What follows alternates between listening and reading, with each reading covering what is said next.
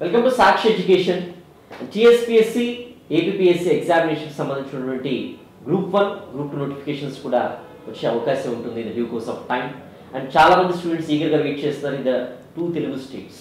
So వాళ్ళ strategy ఎలా ఉండాలి, ఎలాంటి ప్రిపరేషన్ మోడ్లో ఉండాలి వాళ్ళు, and the way of absorption of the subject అనేటువంటిది ఏ విధంగా ఉండాలి అనేటువంటిది క్లియర్గా మనము యూపీఎస్సీ మెంటర్గా ఉన్నారు సార్. అండ్ ఆల్సో గ్రూప్ 1 ఎగ్జామినేషన్కి సంబంధించి కూడా వ్యాస్ట్గా ఆన్సర్ రైటింగ్ ఎలా ఉండాలి అండ్ కాన్సెప్ట్ ఓరియంటెడ్ లెర్నింగ్ ఎలా ఉండాలి అనేటువంటిది ఎక్స్టెన్సివ్గా స్టూడెంట్స్కి గైడెన్స్ ఇస్తున్నారు Srikanth Vinukoti garu sir. It's been long time UPSC మెంటర్గా ఉంటూ వస్తున్నారు. వారిని అడిగి ఇన్సైట్ఫుల్ ఒపీనియన్స్ అనేటువంటిది ఇంటర్వ్యూ ద్వారా తెలుసుకున్నాం. Sir welcome to Sakshi education sir. Thank you so much sir. Group 1 and group 2 బ్రాడ్గా చూసినట్లయితే సో స్టేట్ వైజ్ ఎగ్జామినేషన్స్కి చాలా మంది స్టూడెంట్స్ ఇంట్రెస్ట్ చూపిస్తూ ఉంటారు. అండ్ గ్రూప్ 1 వైజ్ చూసినట్లయితే యూపీఎస్సీ సిలబస్ ఆల్మోస్ట్ ఆల్ సిమిలర్గా ఉంటూ వస్తుంది in addition to some extra subjects. So almost ఎవరి UPSC aspirant one way the other APPSC group 1 కానివ్వండి, టీఎస్పీఎస్సీ గ్రూప్ 1 కానీ అటెంప్ట్ ఇస్తూ వస్తుంది. సో నోటిఫికేషన్స్ టైం కాబట్టి students are waiting for these examinations. So వీళ్ళు మెయిన్గా చూసినట్లయితే సో ప్రిలిమ్స్ చాలా వరకు అయితే గెటిన్ అయిపోతూ ఉంటారు. అండ్ వేరాస్ దిస్ మెయిన్స్ విషయంలో చూసినట్లయితే ఆన్సర్ రైటింగ్లో కానివ్వండి, అండ్ సబ్జెక్ట్ ఓరియంటెడ్ అబ్జార్ప్షన్ లెవెల్స్లో కానివ్వండి, ప్రెజెంటేషన్ స్కిల్స్లో కానివ్వండి, చాలా వేరియేషన్స్ ఉంటూ ఉన్నాయి, చాలా ల్యాబ్సెస్ ఉంటూ ఉన్నాయి. మీ అబ్జర్వేషన్స్ ఏంటి?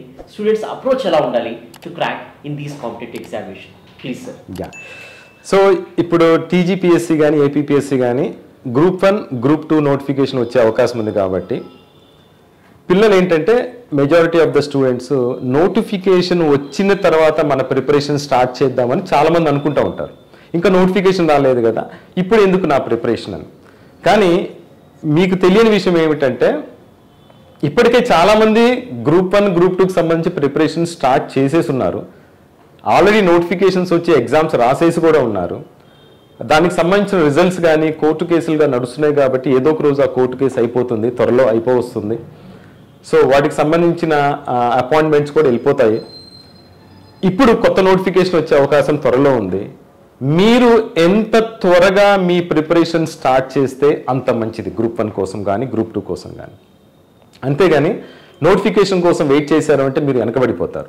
అయితే మీ ప్రిపరేషన్ స్టార్ట్ చేసినప్పుడు first and foremost important thing ఏంటంటే మీ సిలబస్ కొద్దిగా సిలబస్ అని అనుకుంటే మాత్రము మీరు భ్రమలో ఉన్నట్టయితే సిలబస్ చాలా పెద్ద సిలబస్. సివిల్ సర్వీసెస్ సిలబస్ కన్నా ఇంకొంత ఎక్కువగానే ఉంటుందని అనుకోవచ్చు. ఎందుకంటే సివిల్ సర్వీసెస్ సిలబస్ మొత్తంతో పాటు తెలంగాణకు వచ్చేసరికి ఎడిషనల్గా తెలంగాణ హిస్టరీ కానీ, తెలంగాణ మూవ్మెంట్ కానీ, లేదా తెలంగాణ జాగ్రఫీ కానీ, తెలంగాణ ఎకానమీ కానీ, తెలంగాణ సొసైటీకి సంబంధించి స్కీమ్స్కి సంబంధించిన సిలబస్ కానీ ఇవన్నీ ఎక్స్ట్రాగా చదువుకోవాల్సి వస్తుంది on the top of civil services syllabus. అలానే ఏపీకి సంబంధించిన వాళ్ళు దీని రిలేటెడ్ ఏపీ రిలేటెడ్ కాన్సెప్ట్స్ ఏవైతే ఉన్నాయో అవి కూడా నేర్చుకోవాలి. అంటే AP economy, AP history, AP geography ఖచ్చితంగా నేర్చుకోవాల్సి వస్తుంది. సో క్యాండిడేట్ ఎప్పుడైనా కానీ మనకి నోటిఫికేషన్ వచ్చిన తర్వాత ఎంత టైం అవైలబిలిటీ ఉందో చూసుకోకుండా ఈ రోజు నుంచే మీ ప్రిపరేషన్ స్టార్ట్ చేస్తే మీకు నోటిఫికేషన్ వచ్చే టైంకి ఒక డిస్టింక్ట్ అడ్వాంటేజ్ ఉంటుంది. ఈ డిస్టింక్ట్ అడ్వాంటేజ్ మీరు ఉపయోగించుకోవాలంటే ఎర్లీగా స్టార్ట్ చేయండి. ఎర్లీగా స్టార్ట్ చేస్తూ కాన్సెప్ట్స్ నేర్చుకోవటమే కాకుండా కంపల్సరీగా గ్రూప్ 1 మెయిన్స్లో మీకు కంపల్సరీగా ఉండవలసిన స్కిల్ రైటింగ్ స్కిల్. ఈ రైటింగ్ స్కిల్ అన్నది మీరు తర్వాత ఎప్పుడో కాన్సెప్ట్స్ అన్ని నేర్చుకున్న తర్వాత నేను రైటింగ్ ప్రాక్టీస్ చేస్తాను అంటే కుదరదు. అది డే 1 ఆఫ్ యువర్ ప్రిపరేషన్ నుంచి రైటింగ్ ప్రాక్టీస్ ఖచ్చితంగా చేసి తీరాలి. మీరు ఏ కోచింగ్ సెంటర్కి వెళ్ళి కోచింగ్ తీసుకుందాం అనుకున్నా, లేదా మీరు సొంతగా ప్రిపేర్ అవుదాం అనుకున్నా కానీ ప్రతిరోజు అట్లీస్ట్ 1 క్వశ్చన్ నుంచి 2 క్వశ్చన్స్ ఆర్ 3 క్వశ్చన్స్ ఖచ్చితంగా మెయిన్స్ క్వశ్చన్స్కి ఆన్సర్ రైటింగ్ ప్రాక్టీస్ డే 1 నుంచి మీ ప్రిపరేషన్లో ఉండి తీరాలి. అలానే ఈ ప్రిపరేషన్లో ఎక్కువగా స్టూడెంట్స్ ఎంతో కష్టపడి చదువుతారు, బాగా ప్రిపేర్ అవుతారు, గంటల తరబడి కష్టపడతారు, 12 గంటలు 14 గంటలు ప్రతిరోజు కష్టపడతారు, నెలల తరబడి కష్టపడతారు, సంవత్సరాల తరబడి కష్టపడతారు. కానీ చాలా మంది సక్సెస్ సాధించలేరు. ఎందుకు సాధించలేరు అంటే వాళ్ళకి ఒక డైరెక్షన్ ఉండదన్నమాట. ఆ డైరెక్షన్ అంటేనే మీరు సిలబస్ ఎలా ఉందో అంతవరకు చదువుకుంటే సరిపోదు, క్వశ్చన్స్ ఎలా అడగబోతున్నాడు, అన్న దాని మీద ఎక్కువ దృష్టి సారించాలి. అలా సాధించాలి అంటే ఖచ్చితంగా మీకు మెంటర్షిప్ అవసరం. ఈ మెంటర్షిప్ ఏంటంటే ఒక మెంటరు ప్రతిరోజు మీరు ఎలా చదవాలి, ఏ పుస్తకం చదవాలి, ఏ పుస్తకం చదవకూడదు, తర్వాత ఏ క్వశ్చన్కి ఆన్సర్ రాయాలి, ఎలా రాస్తే ఆన్సర్ బాగా ఉంటుంది, మంచి మార్కులు వస్తాయని ప్రతిరోజు మిమ్మల్ని మీ చెయ్యి పట్టుకొని చివరి వరకు తీసుకెళ్ళేవాడే మెంటర్. అలాంటి మెంటర్షిప్ ఉండటం కూడా చాలా అవసరం. ఇవన్నీ లేని పక్షంలో మీరు సంవత్సరాలు చదువుతూ ఉంటారే తప్ప, కష్టపడుతుంటారే తప్ప సక్సెస్ సాధించడం చాలా కష్టం అన్నమాట. Nicely said sir. And students ఏంటంటే బీటెక్ బ్యాక్గ్రౌండ్ నుంచి వచ్చేసి ఇంత వ్యాస్ట్ ఏరియా ఆఫ్ సబ్జెక్ట్స్ని ఇంత వ్యాస్ట్ ఎక్స్పర్టైజ్తో డీల్ చేయాలన్నా కూడా చాలా ఇబ్బంది పడుతుంటారు ఇనీషియల్ డేస్లో. రైట్ ఫ్రమ్ డే 1 నుంచి ఎలా అడాప్ట్ చేసుకోవాలి సార్, ఎన్హాన్స్ చేసుకోవాలంటే absorption levels of subjects and also understanding the సబ్జెక్ట్కి చాలా టైం పడుతుంది అనమాట ఇనీషియల్ డేస్లో. How to cope up with all these things in the due course of the preparation sir? ఖచ్చితంగా. ఇప్పుడు చాలా మంది స్టూడెంట్స్ ఈ మధ్య కాలంలో చూసుకుంటే మన తెలుగు రాష్ట్రాల్లో ఎక్కువగా ఇంజనీర్స్ ఎక్కువగా వస్తున్నారు. ఈ ఇంజనీర్స్ కూడా ఎక్కువగా సివిల్ సర్వీసెస్ రాయటం కానీ, గ్రూప్ 1 కానీ, గ్రూప్ 2 రాయటం చేస్తున్నారు. అయితే ఇంజనీరింగ్ సబ్జెక్ట్స్ ఏవి మన గ్రూప్ 1 ఎగ్జామ్లో కానీ, గ్రూప్ 2 ఎగ్జామ్లో కామనాలిటీ ఎక్కడ ఉండదు. ఎందుకంటే గ్రూప్ 1, గ్రూప్ 2 ఎగ్జామ్లో ఉండే సిలబస్ హ్యుమానిటీ సిలబస్, అంటే ఆర్ట్స్ రిలేటెడ్ సిలబస్ ఎక్కువగా ఉంటుంది. ఎక్సెప్ట్ ఫర్ కొంత పోర్షన్ ఆఫ్ డేటా ఇంటర్ప్రిటేషన్, అలానే ప్రిలిమ్స్లో కొంత అర్థమెటిక్ అండ్ రీజనింగ్ ఉంటుంది. ఇది తప్ప మిగతా పోర్షన్ అంతా హ్యుమానిటీస్ వాళ్ళకి అడ్వాంటేజ్ ఉంటుంది. అఫ్ కోర్స్ ఇంకొక సబ్జెక్ట్ ఏంటంటే సైన్స్ ఉంటుంది. ఫిజిక్స్, కెమిస్ట్రీ, బయాలజీతో పాటు సైన్స్ అండ్ టెక్నాలజీ ఉంటుంది. అందులో కొంతవరకు సైన్సెస్ వాళ్ళకి అడ్వాంటేజ్ ఉండే అవకాశం ఉంటుంది. అయితే మరి ఇంత వేరియేషన్ ఉన్న సిలబస్ని మనం అడాప్ట్ చేసుకోవటం ఎట్లా?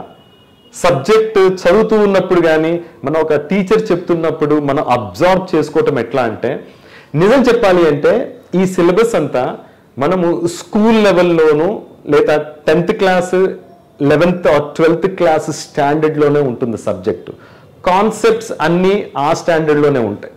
మీరు ఎన్సీఆర్టీ బుక్స్ చదివినా, రెఫరెన్స్ బుక్స్ చదివినా, ఏమన్నా స్టాండర్డ్ బుక్స్ చదివినా, లేదా మీరు ఇన్స్టిట్యూట్స్కి సంబంధించిన రెఫరెన్స్ బుక్స్ చదివినా, ఇవన్నీ కూడా ఎలా ఉంటాయంటే మీరు 6th నుంచి 12th స్టాండర్డ్ వరకు చదివిన బేసిక్ కాన్సెప్ట్స్ని కొద్దిగా ఒక లెవెల్ అడ్వాన్స్ లెవెల్ ఉంటాయే తప్ప అంతకన్నా బియాండ్ ఉండవు.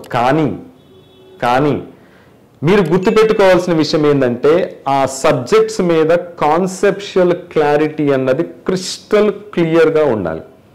కాన్సెప్షువల్ క్లారిటీ ఉన్నప్పుడు మాత్రమే మీరు ఆ క్లారిటీ ఉన్న కాన్సెప్ట్స్ని అప్లై చేయగలుగుతారు. రేపు అడగబోయే ప్రశ్నలని మీరు కరెక్ట్గా సమాధానం ఇవ్వగలుగుతారు. అయితే ఇంకొక విషయం ఏంటంటే ఇందులో ఖచ్చితంగా మీరు కాన్సెప్ట్స్ నేర్చుకునేటప్పుడు కరెంట్ అఫైర్స్ను కూడా పక్కనే పెట్టుకొని నేర్చుకోవాలి. కరెంట్ అఫైర్స్ అన్నది చాలా ఇంపార్టెంట్. అంటే మీరు కేవలం న్యూస్ పేపర్ చదవగానే మీరు కరెంట్ అఫైర్స్ వచ్చేసినాయి అనుకుంటే అది మీరు భ్రమలో ఉన్నట్టు. కరెంట్ అఫైర్స్ అంటే అది ఒక ఇష్యూ మాత్రమే, ఒక ఇన్సిడెంట్ మాత్రమే. న్యూస్ పేపర్లో చదివితే మీకు తెలిసేది ఒక ఇన్సిడెంట్ మాత్రమే. కానీ ఆ ఇన్సిడెంట్కి సంబంధించి ఇష్యూస్ ఎనాలిసిస్ చాలా ఉంటుంది. ఆ ఎనాలిసిస్ నేర్చుకోవాలి. ఆ ఎనాలిసిస్ అన్నది దానికి సంబంధించిన ఇష్యూకి సంబంధించిన బ్యాక్గ్రౌండ్ కోర్ కాన్సెప్ట్స్లో ఉంటుంది. ఆ కోర్ కాన్సెప్ట్స్తో పాటు ఈ కరెంట్ అఫైర్స్ యొక్క న్యూస్ ఐటమ్స్ని కంబైన్ చేసి ఇంటిగ్రేట్ చేసుకొని ఇంటర్లింక్ చేసుకొని మీరు చదివినప్పుడే మీ కాన్సెప్ట్స్ యొక్క అప్లికేషన్ ఉంటుందన్నమాట.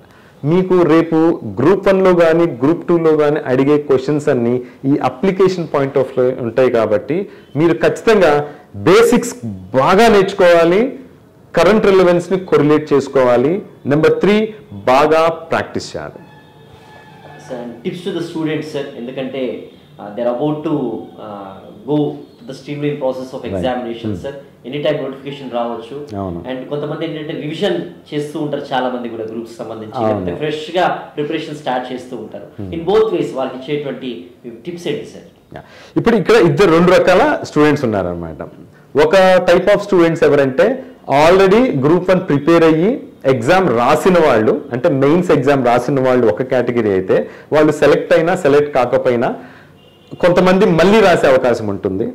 రెండో వ్యక్తులు ఎవరంటే కొత్తగా ఇప్పుడే గ్రూప్ 1 ఎగ్జామ్కి ప్రిపరేషన్ కొత్తగా స్టార్ట్ చేస్తున్న వాళ్ళు. ఈ ఇద్దరికి నేను చెప్పేది ఏంటి అంటే, మీరు ఆల్రెడీ ఎగ్జామ్ రాసినా, మీరు ఆల్రెడీ ఒకసారి ప్రిపరేషన్ అయిపోయినా, లేదా కొత్తగా ప్రిపరేషన్ స్టార్ట్ చేస్తున్నా కానీ ముందుగా మీరు చేయాల్సింది కాన్సెప్చువల్ క్లారిటీ తెచ్చుకోండి. బుక్స్ అన్నది సరైన పుస్తకాలు చదవండి. మార్కెట్లో దొరుకుతున్న ప్రతి పుస్తకం చదివే ప్రయత్నం ఖచ్చితంగా చేయకండి. ఒక మంచి స్టాండర్డ్ బుక్ని ఎంచుకొని ఆ బుక్నే రిపీటెడ్గా చదవండి. చాలామంది ఏం చేస్తున్నారంటే, చాలామంది స్టూడెంట్స్ మా దగ్గరకు వస్తూ ఉంటారు కదా, మా పిల్లలు చాలామంది ఏం చేస్తుంటారంటే మార్కెట్లో కనిపించిన ప్రతి పుస్తకం కొనుక్కుంటున్నారు, ప్రతి పుస్తకాన్ని చదివే ప్రయత్నం చేస్తున్నారు. అలా చేశారంటే మీరు ఖచ్చితంగా 100% గ్యారంటీడ్ మీరు సర్వీస్ సాధించలేదు. గ్రూప్ 1 కొట్టలేరు, గ్రూప్ 2 కూడా కొట్టలేరు. ఈ రెండు కొట్టాలి అంటే, గ్రూప్ 1 కానీ గ్రూప్ 2లో మంచి జాబ్ సంపాదించాలి అంటే ఒక్కొక్క సబ్జెక్ట్లో ఒక పుస్తకం మాత్రమే ఎంచుకోండి. దాన్ని 10 సార్లు చదవండి. 10 పుస్తకాలు ఒకసారి చదివే కన్నా ఒక పుస్తకం 10 సార్లు చదవటం ఇంపార్టెంట్. దాంతో పాటు ఇందాక నేను చెప్పినట్టు ప్రాక్టీస్ అవసరం. అయితే ఎవరైతే ఆల్రెడీ గ్రూప్ 1 ప్రిపరేషన్ అయిపోయిందో వాళ్ళు మేజర్గా చేయాల్సింది విపరీతమైన ప్రాక్టీస్ చేయాలి. ఈ ప్రాక్టీస్ కూడా నా దృష్టిలో మీకు గైడెన్స్ లేకపోతే ఒక మెంటర్ని ఎంచుకోవటం మంచిది, లేదా ఒక మంచి ఇన్స్టిట్యూట్లో మెంటర్షిప్ ప్రోగ్రామ్ జాయిన్ అవ్వండి. ఈ మెంటర్షిప్ ప్రోగ్రాంలో జాయిన్ అవటం వల్ల ఆ మెంటర్ మీకు రెగ్యులర్గా మిమ్మల్ని గైడ్ చేస్తూ ఏ పుస్తకం చదవాలి, ఏ పుస్తకం చదవకూడదు అని చెప్పడమే కాకుండా మీరు రాస్తున్న ఆన్సర్స్ కరెక్ట్గా ఉన్నాయా లేదా, కరెక్ట్గా లేకపోతే ఎలా రాస్తే బాగుంటుందని మళ్ళీ మళ్ళీ మీకు ప్రతిరోజు చెప్పగలుగుతారు. అదే మెంటర్షిప్ ప్రోగ్రామ్ అంటే. అది ఖచ్చితంగా మీకు కావాలి. Therefore those who have already prepared for group 1 examination previously వాళ్ళందరూ ఖచ్చితంగా test series and then mentorship కోసం ప్రయత్నించండి. వీలైతే రివిజన్ ప్రోగ్రామ్స్ ఎక్కడన్నా అవైలబుల్ ఉంటే ఆ రివిజన్ ప్రోగ్రామ్స్ కూడా అటెండ్ అవ్వండి. మీకు తక్కువ టైంలో ఎక్కువ సిలబస్ని రివిజన్ చేయడానికి అవకాశం దొరుకుతుంది. రెండో తరహా వ్యక్తులు ఎవరు? ఇప్పుడే కొత్తగా ప్రిపరేషన్ స్టార్ట్ చేద్దాం అనుకున్న వాళ్ళు. అంటే లాస్ట్ టైం మీరు ప్రిపేర్ అవ్వలేదు బికాస్ ఆఫ్ సమ్ రీజన్, ఇప్పుడు నోటిఫికేషన్ రాబోతుంది కాబట్టి నేను ఇప్పుడు ఖచ్చితంగా గ్రూప్ 1 అప్లై చేసి ప్రిపేర్ అయ్యి ఖచ్చితంగా గ్రూప్ 1 కొట్టాలనుకునే వాళ్ళు. మీరు మాత్రం నా దృష్టిలో స్టాండర్డ్ బుక్స్ చదువుతూ వీలైతే ఒక మంచి కోచింగ్ సెంటర్లో చేరండి. అయితే కోచింగ్ సెంటర్లో చేరినప్పుడు ఒక పేరున్న కోచింగ్ సెంటర్ చేరితే సరిపోదు. ఆ కోచింగ్ సెంటర్లో ఉన్న ఫ్యాకల్టీ ఎవరన్నది ఖచ్చితంగా తెలుసుకోండి. ఫ్యాకల్టీస్ చాలా ఇంపార్టెంట్. ఎందుకంటే సబ్జెక్ట్స్ సిలబస్ చాలా ఉన్నాయి కాబట్టి ప్రతి సబ్జెక్ట్లో ఆ సిలబస్ ఎక్స్పర్ట్ దగ్గర నేర్చుకుంటే మీకు కాన్సెప్చువల్ క్లారిటీ చాలా బాగా ఉంటుంది. దానితో పాటుగా ఇప్పుడు చాలా మంది ఏం చేస్తారంటే కోచింగ్లో కేవలం మెయిన్స్కి మాత్రమే కోచింగ్ ఇచ్చి వదిలేస్తారు. మీరు అలా ఉండకూడదండి. మెయిన్స్తో పాటు ప్రిలిమ్స్కి కూడా కోచింగ్ ఇచ్చే పద్ధతి ఉన్న ఇన్స్టిట్యూట్ చూసుకోండి. అలాంటి కోర్సులో చేరండి. దానితో పాటుగా స్టడీ మెటీరియల్ ప్రాపర్గా అందుబాటులో మీకు ఇచ్చే ఇన్స్టిట్యూట్ ఏదో చూసుకోండి. దానితో పాటుగా టెస్ట్ డైలీ, ఇందాక నేను చెప్పినట్టు ప్రతిరోజు డైలీ క్వశ్చన్స్ ప్రాక్టీస్ చేసే విధంగా మిమ్మల్ని తయారు చేసే ఇన్స్టిట్యూట్ ఏదో చూసుకోండి. దానితో పాటుగా మీకు మెంటర్షిప్ కూడా ప్రొవైడ్ చేసే ఇన్స్టిట్యూట్ అవసరం.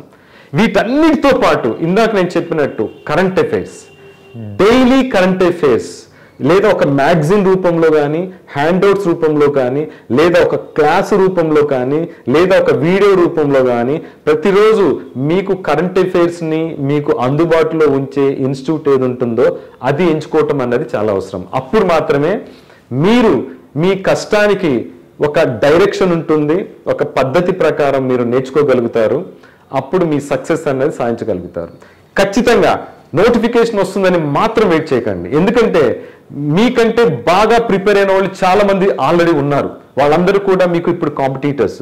వాళ్ళకన్నా మీరు ముందే వెళ్ళి మీరే సెలెక్ట్ అవ్వాలి అంటే, వాళ్ళని దాటుకుంటూ వెళ్ళి సెలెక్ట్ అవ్వాలి అంటే వాళ్ళకున్న అడ్వాంటేజ్ మీరు ఇప్పటి నుంచే చదివి త్వరగా సాధించుకోండి. అప్పుడు వాళ్ళతో కంపీట్ అయ్యి వాళ్ళకన్నా బెటర్గా పర్ఫామ్ చేసి మీరు ఖచ్చితంగా గ్రూప్ 1 కానీ గ్రూప్ 2 ఎగ్జామ్ సాధిస్తారు. Thank you so much sir. ఎందుకంటే యూపీఎస్సీ అయితే ఎవరి ఇయర్ క్యాలెండర్ అయితే ఎక్స్పెక్ట్ చేయొచ్చు, బట్ నాట్ లైక్ ఏపీఎస్సీ కానివ్వండి, టీజీపీఎస్సీ కానివ్వండి, అట్ ఎనీ మూమెంట్ 5 yearsలో ఒక 2 times లేదా 3 times వచ్చింది అంటే గ్రేట్ నోటిఫికేషన్ అనుకోవాలన్నమాట. కరెక్ట్. అలాంటి సిచ్యువేషన్లో ఇప్పటి నుంచి ప్రిపేర్ అవ్వాల్సిన అవసరం ఉంది. ఎవ్రీడే కౌంట్స్ అనేటట్లు ప్రిపేర్ అవ్వాలి. అడ్వాంటేజ్గా ఉండాలి అంటే కూడా మీరు అన్నట్లుగా ఏవైతే టిప్స్ చెప్పారో అవన్నీ that will be very useful for the students sir. We're preparing for this group examination. Right. Thank you so much for sharing your views sir. Thank you so much. Will be helpful for the students. It's my pleasure. ఇది వాటి Sakshi education interview with Srikanth sir regarding the group 1 and group 2 preparation both AP and Telangana స్టేట్స్కి సంబంధించి APSC and TGPSC. This is Eshwar for Sakshi education.